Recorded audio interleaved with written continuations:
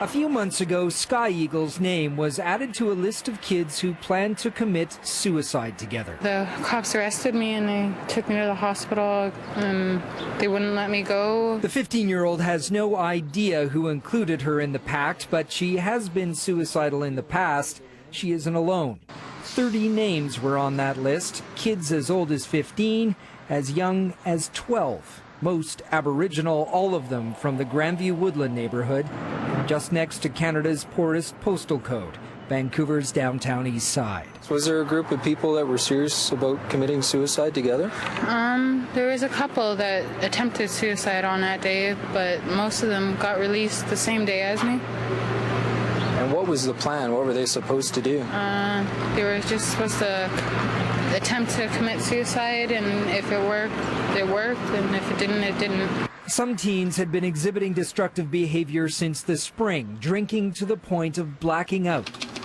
It was late September when talk of the suicide pact hit Facebook. Officials were alerted and immediately intervened. 24 children in all were hospitalized, essentially to protect them from themselves.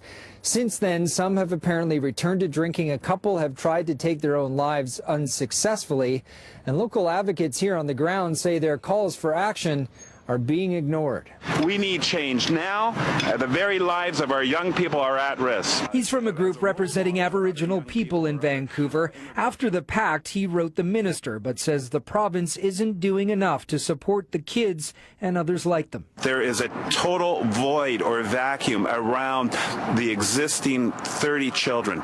Everyone has a little bit of information. There's no central location for how we can follow through on this. We want to make sure that any young person who's at risk of suicide is identified and assisted. The province says it's beefing up suicide prevention education for people just like Sky Eagle. Are things better now? Yep, they're a lot better. Since you were hospitalized, you're getting the attention you need? Yep. Rob Brown, CTV News, Vancouver.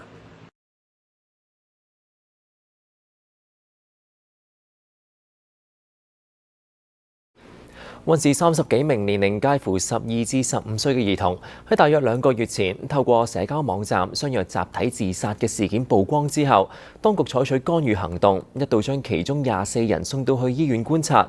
不過有關注團體就表示，當局嘅跟進行動唔足夠，令到呢批兒童有可能再試圖自殺。林偉森報道。 由於相約自殺嘅兒童大部分係原住民，呢啲兒童只能夠由指定服務原住民嘅機構提供跟進協助，好多時並且要到自己居住城市以外嘅地區先至獲得服務。有關注團體就認為咁樣唔適當。 What has evolved are systems where Aboriginal people are pressured and often mandated to use Aboriginal designated programs and organizations rather than offering choice. The government has instituted what is effectively an apartheid system. 有關注團體又指出，跟進服務缺乏統籌及成效，有出咗院嘅兒童又再試圖自殺。 Frankly, if even one child was at risk, this would not be acceptable, and we have more than 30 children who are at risk and remain at risk. 亦有關注團體認為，當局要更認真處理兒童自殺嘅問題。 Reality is that the problems are still there. And they have to be dealt with. And the governments have to take a much more serious view and attitude towards dealing with these kinds of issues and working with the people in the communities, especially the parents and the people who are responsible for these children who find themselves unable to cope with the problems.